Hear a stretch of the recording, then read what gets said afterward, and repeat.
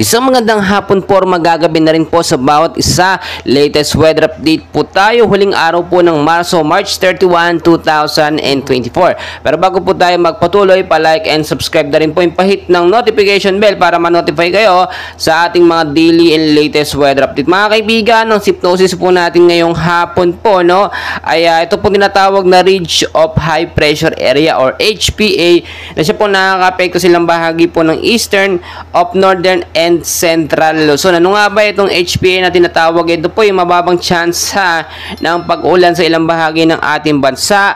At ito po yung sinasabi natin may mainit din na panahon na binibigay sa ating bansang Pilipinas. Pero it doesn't mean na malabo, hindi imposibleng umulan pagdating sa hapon. So narito po ang forecast weather condition natin, no? Apektado pa rin tayo ng mga tinatawag na localized thunderstorm.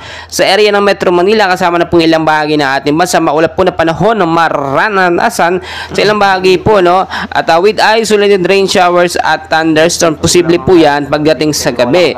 So mag-ingat po tayo sa posibleng impact na ito, no? Kung sakali magtuloy yung malakas na pag-ulan, posibleng pagbabaha at landslide po ang ating maranasan. Mataas of now, mga kaibigan, wala naman tayo ding minomonitor na mga bagyo, mga low pressure area sa loob ng PAR. Pero may mga binabantayan po tayo na mga kumpol ng kaulapan or mga cloud cluster na posibleng maging LPA kung ito yung magkaroon ng paggalaw or paglakas. Mataas of now, mga kaibigan, no? Maging handa pa rin tayo dahil kahit nga po mainit ang panahon na ating nararanasan, madalas siya tuwing umaga hanggang sa tanghali, sa bandang hapon nagiging maalinsangan, no? At ang ilang bahagi ng ating bansa ay nagiging maulap naman at maulan dahil yan sa mga localized thunderstorm din na ating binabantayan. Mga kaibigan, tinataya din pagdating po ng Abril, posibleng dalawang bagyo ang pumasok sa ating Philippine Area of Responsibility. So dyan lamang po kayo, patuloy ko kayong i-update, and please huwag kakalimutan mag-like and subscribe for more weather updates. Maraming salamat.